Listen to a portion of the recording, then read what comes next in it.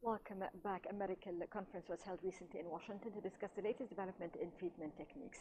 And students of Kasr Al-ainy Faculty of Medicine became the first of an Arab and African university to participate in this conference via video conference. And joining us this morning to talk more about this experience or conference are Dr. Omnia Yusuf, Deputy Head of the Student Scientific Society. Thank you so much for being with us. Thank you.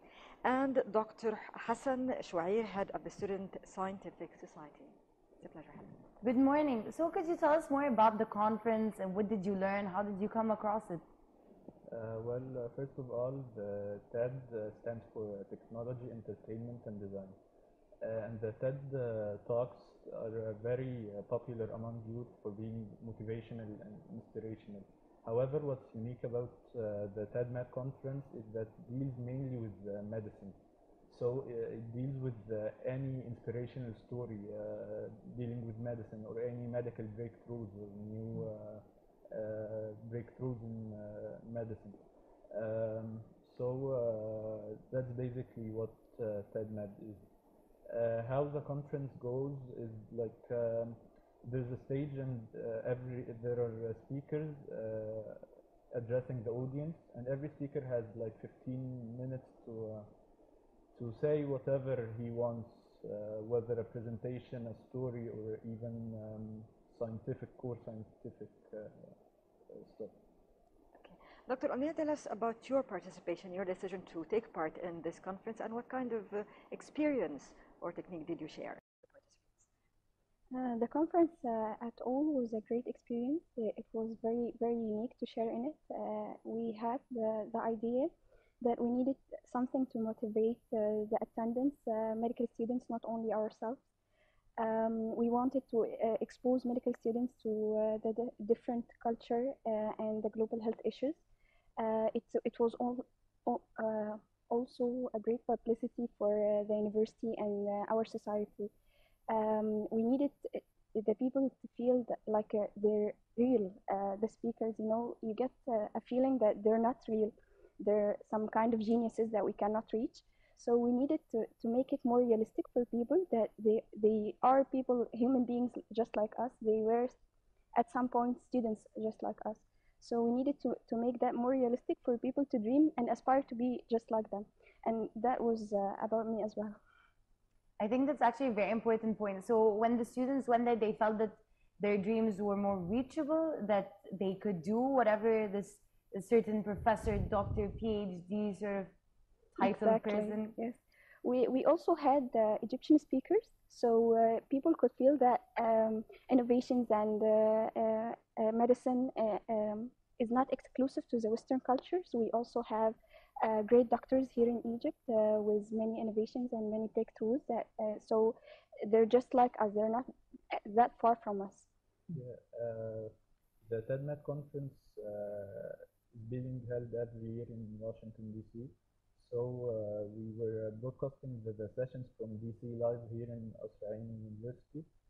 And as Omnia said, we brought Egyptian speakers to share their stories too. So we could benefit the English speakers, the students.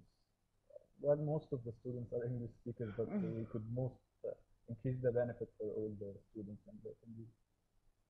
Okay, can you recall some of the most inspirational stories or the latest techniques that you came across, that you witnessed or got to know during your experience with the conference? Well, one of the most inspirational stories was for Dr. Yusuf Hassan Shoier. He's a resident in Kasr Al-ainy. He was speaking about delivering a pregnant woman in the streets when he was still a student. Oh wow! Yeah, that is very inspirational. Yeah, also very comic. Yeah. It is comic indeed. But he addressed the story that from the point of view that at the start people were just watching and nobody was offering help for the lady, although she was in the vicinity of the university, the campus of the university. But she was delivering a baby. She was in the mid of the labor, and nobody was helping. They were just watching. So he didn't have all the experience to deliver her, but however, he had Some degree, basics. yeah, exactly, the degree of knowledge that can allow him to deliver her. So he successfully delivered her.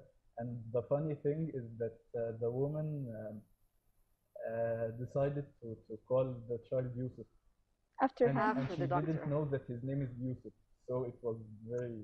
Oh, that's inspirational and very cute. But but that being said, do you feel that there is a brain drain, that many Egyptian med students have a lot of potential but are opting to, for example, go abroad, to go to the West? They feel that it's more exclusive to the West? Well, the difference between here and USA and Europe is that they are more equipped than us. They have The equipment. equipment, machines, and facilities. It's very accessible and reachable out there. It's not the same in here. On the other hand, our physicians and doctors are very skilled.